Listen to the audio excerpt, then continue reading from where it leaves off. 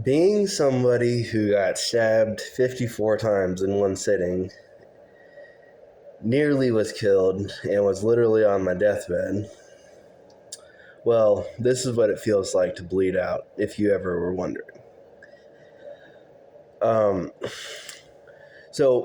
At first, let's just start at the beginning in terms of how it felt.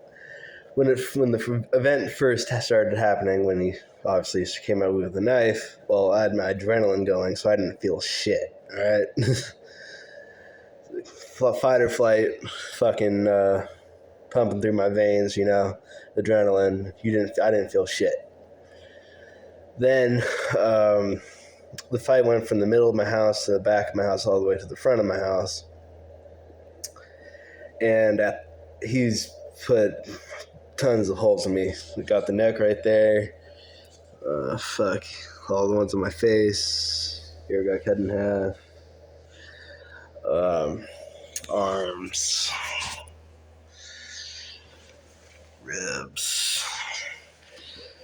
And then I got a bunch on my back. I actually did a video a while back on showing off my stab wounds, whatever, right? But so if you want to see all of them, go check that video out.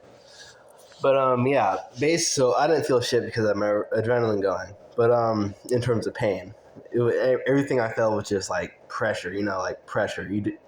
Like if you were to like poke yourself, that's what it felt like. Like with your fingers, you poke yourself. That's what everything feels like when you have your adrenaline going. Even when like a sharp object pierces through your skin, all you're feeling is the pressure, but you do not feel the pain.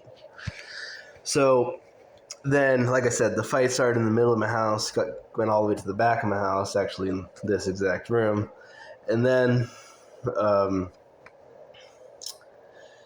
went all the way to the front of the house, where at that point he had put so many holes in me that I had lost so much blood that my legs literally just gave out, and I just literally collapsed because I didn't have enough blood in my body to hold my legs, to support my legs, and keep me standing, right?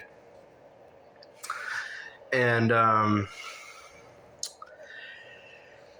at that point, he starts trying to stab me again. Like, this is literally from grabbing the knife. Fuck that finger up.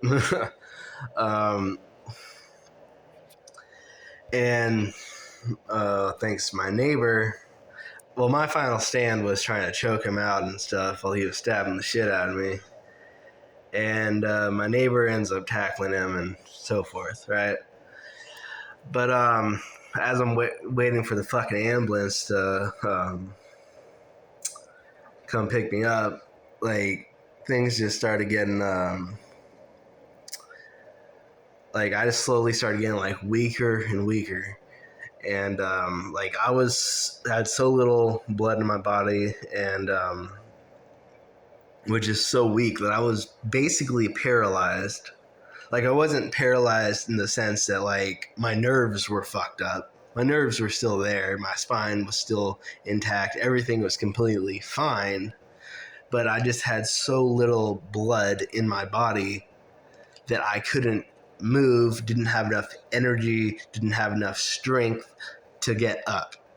So I was basically just laying there paralyzed due to how little blood I had in my body, just laying on the ground.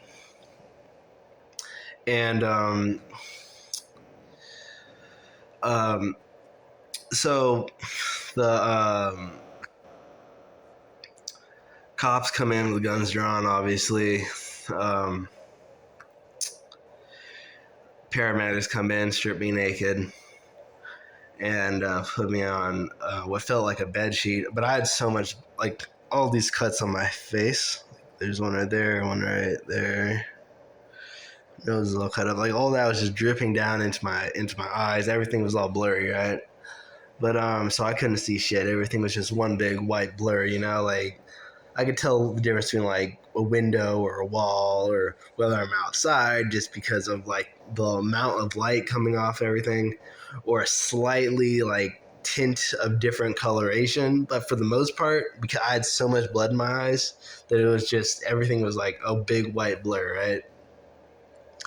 And so they put me in the back of the ambulance, and I'm not gonna lie, it took like the cops like damn near 10 minutes to get there.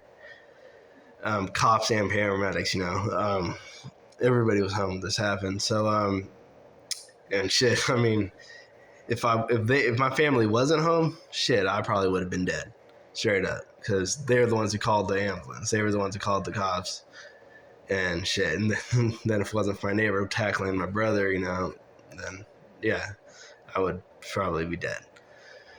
But I mean, he still nearly killed me and shit. So almost, like, I was literally on my deathbed. So on the ride to the fucking hospital,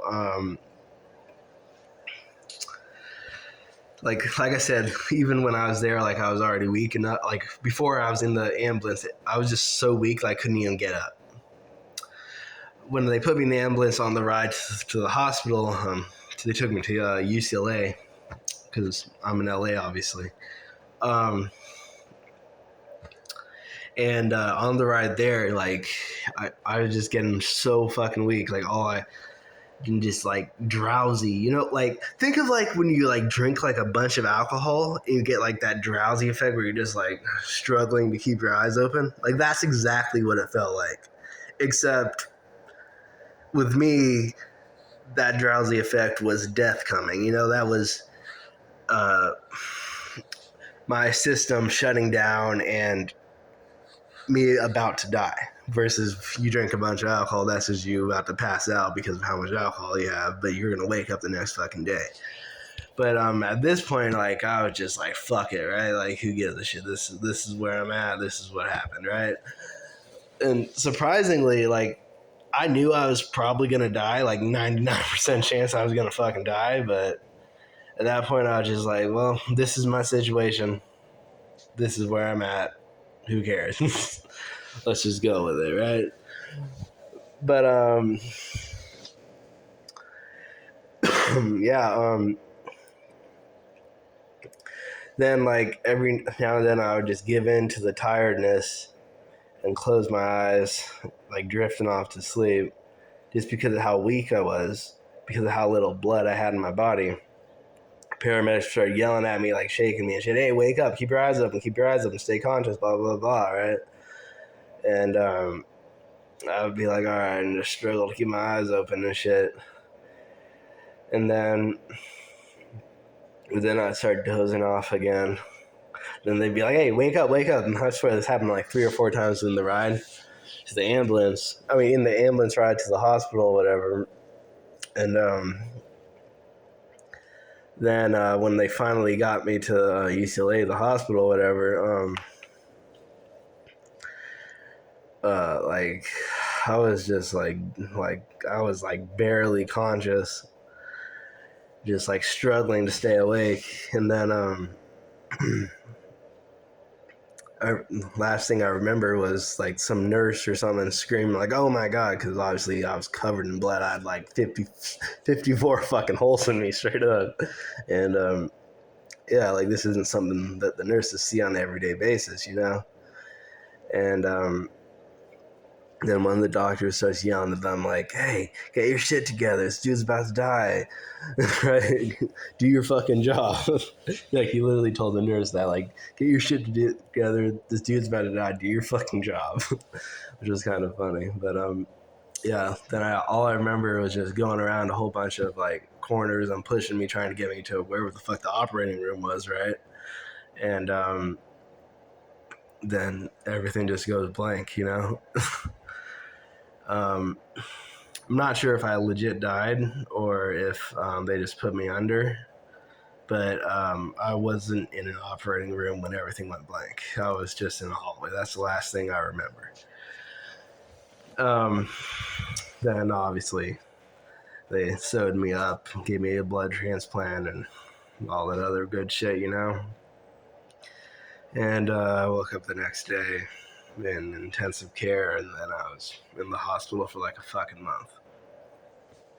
But yeah, what it feels like to bleed out is like getting drunk on alcohol, except minus the drunk factor, like just the drowsy effect.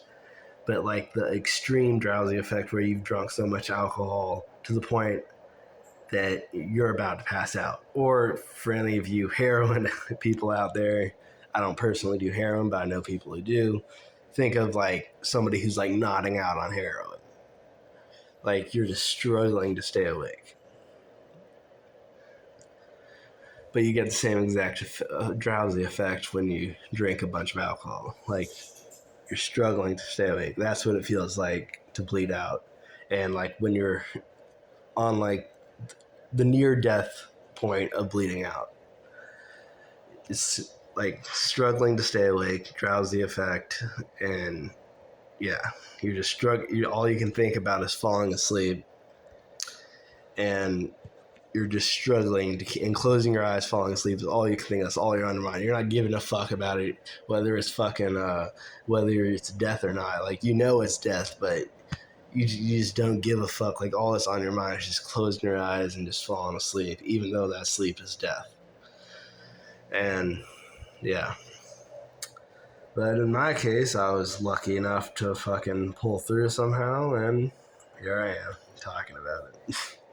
So yeah, that's what it feels like to bleed out. It's like an extreme drowsy effect where you're just struggling to keep your eyes open.